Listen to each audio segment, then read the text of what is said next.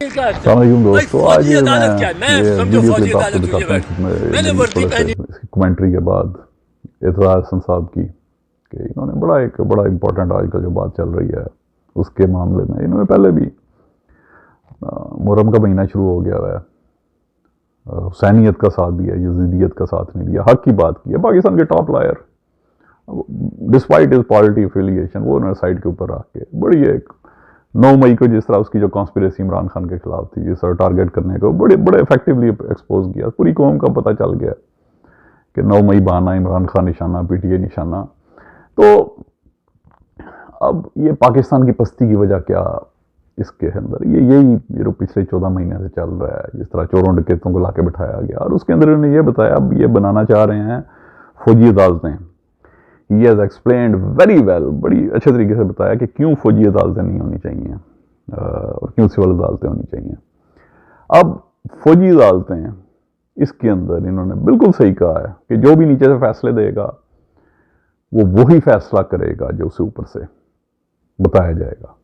इसकी वजह उन्होंने बताया कि मुफादात उनके वाबस्ते हैं, उनके फॉर एग्जांपल ये होते हैं इलाज, मुआवजे निकालना, पेंशन बंद, उन्हें पर्क्स देना, जिस तरह 8,000 सीसी की गाड़ियां इन्होंने भी पिछले में दी जर्नलों को, ये बाजवा लगा गया था। ये एक काला कानून है, रूल आई थिंक गालबन 199, जिसके तहत military chief he can do, किसी को भी घर भेज सकता है, किसी की भी पेंशन बंद कर सकता है, उसके पर्क्स बंद कर सकता है, उसके CMH के इलाज बंद कर सकता है।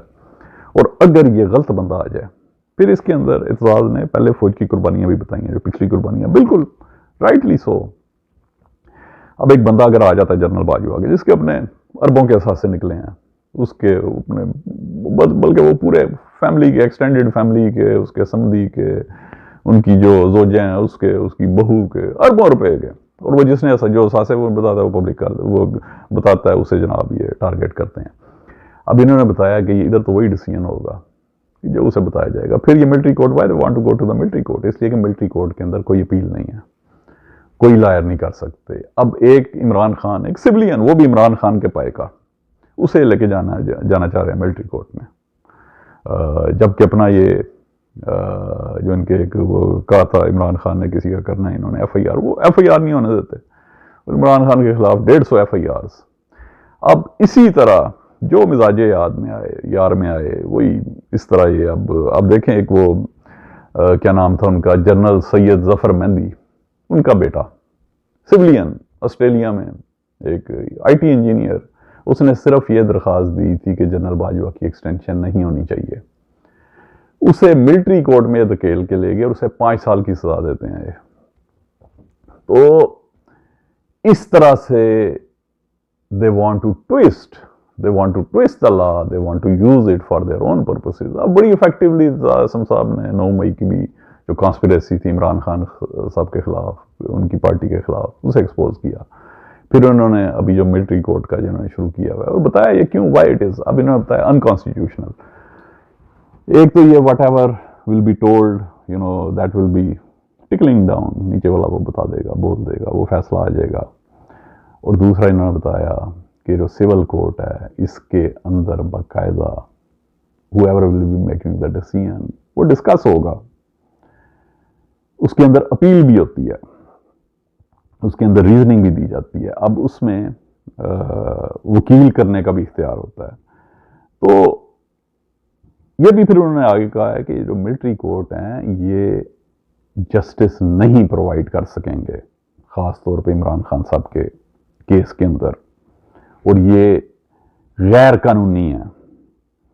अब ये हमने देखा पाकिस्तान की जिस तरह पिछले 14 महीने के अंदर जिस तरह तबाही हुई है, जिस तरह इन्होंने कहा था ना, अपने ये मिलिट्री चीफ ने एक एक्स आर्मी के जनरल को, उसने उनका बल्कि आपको मिल जाएगा यूट्यूब में, आप एक्स मिलिट्री मैन आप उनकी करेंगे प्रेस कॉन्फ्रेंस, उसमें मिलिट्री चीफ ने कहा कि भाई ये जो अब फौज है ना, ये पहले वाली फौज नहीं है। अब पहले हम देखें, पहले फौज ने, तो आसन इस चीज का जिक्र किया है कि पहले फौज ने बड़ी कुर्बानियां दी हैं, रद्दल फसाद, ज़रबे अज़म, स्वात ऑपरेशन, वन ऑपरेशन। अब इन्होंने پاکستان کی جس طرح بھی تباہی، اس کے علاوہ ہم نے ملٹری رولز وہ بھی دیکھے جس کے اندر پاکستان کی اکانومی بڑی امپروو ہوئی، لوگوں کے حالات بہتر ہوئے. جس پرویز مشرف کو آپ نے آسانی سے غدار ڈکلیئر کر دیا، اس کے دور حکومت میں عالمی معیار کی 19 یونیورسٹیاں قائم کی گئی تھیں. فارن ریزرو کی بات کروں تو $700 ملین سے بڑھ کر $17 بلین تک پہنچ گئے تھے. کراچی سٹاک مارکیٹ 700 پوائنٹ سے بڑھ کر 15,000 پوائنٹس تک جا پہنچی تھی. شرح خواندگی کی بات کروں تو 11% بہتر ہوئی، غربت 10% کم ہوئی. 4 ڈیمز بھی ملک میں بنائے انہوں نے، 7 موٹر ویز بنائی، گوادر جیسی جدید بندرگاہ بنائی گئی. محصولات کی وصولی میں 100% تقریباً $1 ٹریلین اضافہ دیکھنے میں آیا. صنعتی شعبے کی اگر بات کروں، صنعتی شعبے میں اضافہ ہوا. چین اور بھارت کے بعد پاکستانی معیشت تیزی سے بڑھنے والی تیسری معیشت بن گئی تھی. Institute of space and technology کا قیام عمل میں لایا گیا، ورچوئل یونیورسٹی کا قیام، 4 سدہ یونیورسٹی کا قیام، یونیورسٹی آف گجرات کا قیام، مالاکنڈ یونیورسٹی کا قیام. کپڑے کی برآمدات $11 بلین، غیر ملکی سرمایہ کاری $8 رہی. عالمی درجہ بندی میں پاکستان بینکنگ منافع میں تیسرے نمبر پر آ گیا تھا. انفارمیشن ٹیکنالوجی کی صنعت وہ $2 بلین تک جا پہنچی تھی، جس میں $1 بلین کی برآمدات بھی شامل تھی. سی این جی سیکٹر میں $70 بلین کی سرمایہ کاری ہوئی تھی. ٹیلی کمیونیکیشن سیکٹر کی بات کروں تو $10 بلین کے ساتھ بہتر ہوئے. بڑا لا اینڈ آرڈر تھا. بٹ جیسے ابھی ملٹری چیف نے کہا ہے کہ it is a different army, ابھی آرمی بدل گئی ہوئی ہے. اب یہ وہ والی آرمی نہیں رہی. اب یہ ضرب اعظم، رد الفساد، سوات آپریشن، ون آپریشن یہ کرنے والی آرمی نہیں رہی. یہ اب بن گئی ہے پنجاب پولیس. یہ اب وہ آرمی بن گئی ہے جن کے لیے کرپشن کوئی مسئلہ نہیں، جو جنرل باجوہ عمران خان صاحب کو کہا کرتا تھا. جس طرح پاکستان کی بھی تباہی ہوئی ہے. اقبال تیرے دیس کا کیا میں حال سنا ہوں. اور انہوں نے، اقبال صاحب نے غالباً کہا تھا، گنوا دی ہم نے جو اسلاف سے میراث پائی تھی، سریا سے زمیں پر آسمان نے ہم کو دے مارا. ابھی پاکستان کی جو تباہی ہوئی ہے، جدھر پہلے پاکستان کا best standard of living, Pakistan میں لا اینڈ آرڈر پورے خطے میں 17 سے پہلے پاکستان کا بہترین ہوتا تھا. تو اس کے بعد ابھی مشرف بھی، اس نے جو تھا کبھی چوروں کو سلوٹ نہیں تھا ہمارا، انہیں دیکھ کے ٹوپیاں اتار لیتا تھا. مشرف خیر جس طرح آیا بھی تھا پاور کے اندر، he was put across the وال، دیوار سے دھکیل کے اس کا تیارہ ہوا کر کے، اور وہ اس میں پٹرول ختم ہونے والا تھا. پڑھ لیجئے گا، بہت سارے اس میں بکس کے اندر لکھا ہوا. مشرف نے اپنی بکس میں بھی لکھا ہوا، بک کے اندر بھی لکھا ہوا ہے کہ 10-15 منٹ کا فیول رہ گیا تھا، وہ پاکستان کے اندر لینڈ ہی نہیں تھا ہونے دے رہا. نواز شریف ادھر کنٹینر کھڑے کر دیے ہوئے تھے and all that. I don't want to go into that detail. تو مگر یہ اب جو کچھ ہو رہا ہے، جو فسطائیت ہو رہی ہے، جو آپ دیکھیں عمران خان صاحب کے خلاف، جو ایک پاکستان کو بڑی مشکل سے اس طرح کا لیڈر ملا. ہزاروں سال نرگس اپنی بے نوری پہ بڑی مشکل سے ہوتا ہے چمن میں دیدہ ور پیدا. یہ وہ دیدہ ور پاکستان کا ہے جو پاکستان کے اندر پیدا ہوا ہے. کسی بھی ملک میں ہوتا ہے یہ لوگ اسے ہاتھوں میں اٹھا لیتے. عمران خان کو اس میں آیا، اپنا سنگاپور کے اندر آیا تھا اس طرح کا ایک وزیر اعظم جس نے 20-30 سال کے اندر اسے فشنگ ولیج سے ٹرانسفارمڈ آل دا سنگاپور. اسے مہاتیر محمد کو دوبارہ لے کے آئے جب 90 سال کا تھا، پھر اس نے دوبارہ آ کے ملک کو ٹھیک کر دی. اس طرح کا لیڈر ملے. ابھی دیکھیں کس طرح پاکستان کے مافیاز، اور یہ انتہائی افسوس کی بات ہے کہ کس طرح یہ فوج کے جرنیل ساتھ مل گئے ہیں اور وہ پورے ادارے کو اس طرح استعمال کر رہے ہیں. پورے ادارے کے پیچھے جس طرح پچھلا جو D G A S P R, اس نے بالکل ٹھیک کہا تھا، کوئی بھی شخص ادارے سے اوپر نہیں، کوئی بھی ادارہ ملک سے اوپر نہیں. ابھی یہ چند لوگ ادارے کے پیچھے چھپ کے یہ they want to do the dubious thing. اور ہم نے دیکھا جس طرح سے ریزنٹمنٹ اس کے اندر، جس طرح آپ ایکس ملٹری مین کی سن لیں، جرنیلوں کی سن لیں آپ، اور آپ ان کی باقیوں کی سن لیں، کسی کی آپ پلس دیکھ لیں، اپنی انہوں نے لوٹ کسوٹ کے لیے کس طرح پورے کے پورے ادارے کو تباہ کرے. کس طرح انہوں نے ڈیوائڈ خلیج پیدا کر دیا جو کبھی بھی نہیں تھا. یہ بلکہ انہوں نے ملک کے ساتھ نہیں کیا، اپنے ادارے کے ساتھ بھی. یہ چند لوگ ہیں، انہوں نے اس کی بھی تباہی کی ہے.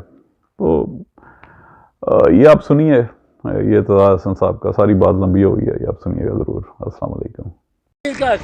بھائی فوجی عدالت کیا ہے؟ میں سمجھو فوجی عدالت ہوئی ہے، بیٹھو، میں نے وردی پہنی ہوئی ہے، میں ایک کرنل ہوں یا بریگیڈیئر ہوں، میں کسی ڈسپلن کا پابند ہوں کہ نہیں؟ وہ सुपीरियर लोग वो फौजी हैं, उनके डिसिप्लिन का मैं पाबंद हूँ.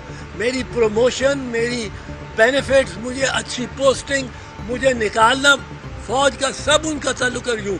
ये कोर्ट्स में क्या है, कोर्ट वो होती है, अदालत वो होती है जिसको सिक्योरिटी ऑफ टेन्योर होए, लीगली गारंटी, जिसको निकालने के प्रोसीजर के लिए आपको एक पूरी इंक्वायरी करनी पड़े, जुडिशियल इंक्वायरी हो, उसको निकालना के नहीं निकाल, क्वालिफाइड हो. अब ये यहाँ आप फौजियों को बिठा रहे हैं अदालत. फौजी और अदालत ये आपस में जिद है. they are not acceptable. तो फौजी हो, अब वो उसको जो हुक्म आ जाएगा वो करेगा. मैंने 100 के करीब ट्रायल्स किए हैं फौजी अदालतों के, ज़ियाउल हक के टाइम में. वो कई दफ़ा मुझे भी पकड़ के साथ ले जाते थे.